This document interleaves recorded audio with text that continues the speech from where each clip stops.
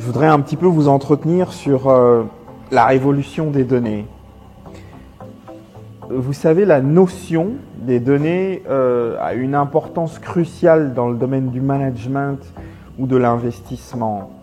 Avoir une information cohérente, avoir une information qui porte la théorie de la rentabilité, avoir une information qui décrit des besoins, avoir une information qui donne des données scientifiques utiles et nécessaires à une situation que l'on voudrait résoudre ou une situation que l'on voudrait comprendre est crucial. Il se trouve qu'en Afrique subsaharienne, la notion des données a été quelque peu biaisée.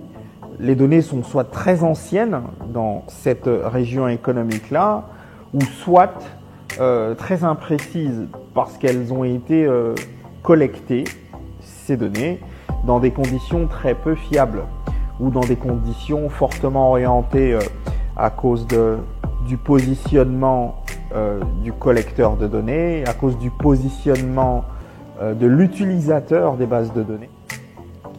En 2019, la fin de l'année, aux alentours du mois de décembre, quelques cerveaux se réunissent en Belgique, dans le Brabant wallon qui nous est cher, et décident en ce moment-là de créer une entreprise de communication qui s'appelle Ideo, qui s'oriente vers les bases de données, qui s'oriente vers la notion de l'information, vers la notion de la précision.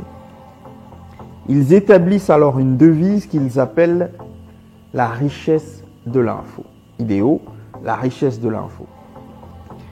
Ideo, qui est une société belge inscrite à l'agence wallonne pour l'exportation, la WEX. Ideo, qui est une société qui se place également comme ambassadeur de la marque Wallonia, a pensé, a réfléchi. Plusieurs cerveaux a jailli une lumière, dirais-je, et nous avons orienté notre activité vers la gestion de l'information, d'exporter ces services après les avoir complètement maîtrisés, de les exporter vers l'Afrique subsaharienne, la partie francophone de l'Afrique et également le sud de l'Afrique, donc l'Afrique du Sud et ses pays limitrophes. Alors, les gouvernements, les institutions internationales, les organisations non gouvernementales ont besoin de données fiables pour arriver à mesurer le développement, pour arriver à mesurer leur implication dans le développement et pour arriver à établir des budgets, pour arriver à dessiner des programmes. Ils ont besoin de données précises. Un premier marché, une première phase, la République démocratique du Congo. Alors, c'est un premier pied-à-terre, nous y avons quelques contacts, nous y avons quelques données présentes que nous avons pu collecter précédemment. Nous avons un carnet d'adresses.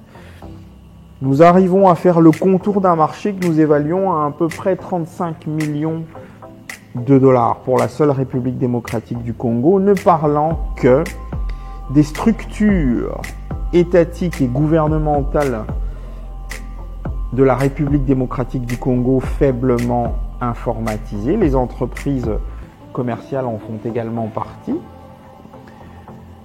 Nous décidons alors de repartir vers ce marché-là. Par le truchement de certains contacts, une des agences spécialisées de l'Organisation des Nations Unies, qui est l'UNESCO. L'UNESCO nous confie alors un premier marché lié à une récolte de données concernant des écoles UNESCO associées, 216 à peu près. Nous avons la tâche de récolter des informations, de les traiter, les stocker, les analyser, en dégager des KPI. Nous avons également la tâche, parce qu'il est important dans les bases de données de savoir transmettre l'information aux bonnes personnes. Nous avons donc, disais-je, la tâche de transmettre les données qualitatives et quantitatives que nous avons pu récolter ainsi que les KPI aux bonnes personnes. Voilà pourquoi, plus haut, je disais que la notion et la révolution de données était importante dans ce secteur et dans cette région économique de l'Afrique subsaharienne.